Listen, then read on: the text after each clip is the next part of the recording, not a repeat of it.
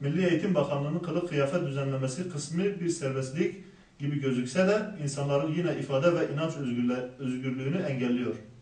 Olmayan yasak yönetmelikle getirilmiş oldu.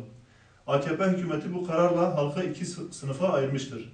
Sen örtünebileceksin, sen ise örtünemezsin. Bunu hangi akılla, hangi mantıkla izah edebilirsiniz? Bugüne kadar başörtüsünü kullanıp oy toplayan AK Parti hükümeti AK Parti gerçek yüzünü göstermiştir.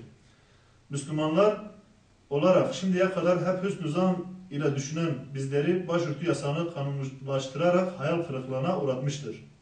Müslüman duyarlı halkımız bu kararı verenleri affetmeyecektir.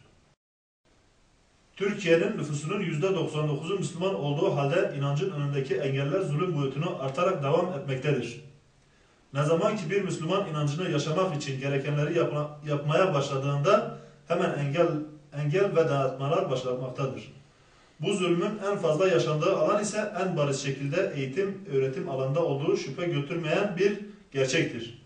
Rejimin yıllardır uyguladığı zulümlere dağlar bile dayanamazken baskılar şimdilerde gencecik körpe yavrularımıza dadanmıştır. İlköğretim öğrencilerinin eğitim hakkı hiçbir gerekçeyle engellenemez. Yasal hükmüne rağmen okul kapılarında özellikle okumanın ilk basamağı olan daha öğretim kapılarında bu çocuklarımızın çekmediği çile kalmamaktadır. Okul kapılarında içeri girebilenlerin çilesi katmerleştirilmekte ve girdiğine pişman edilmeye çalışılmaktadır.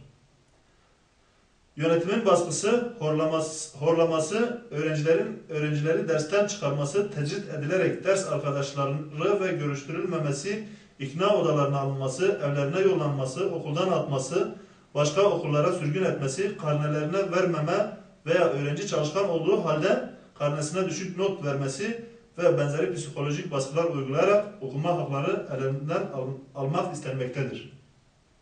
Bu karar geri alınana kadar bu işin ardını bırakmayacağız.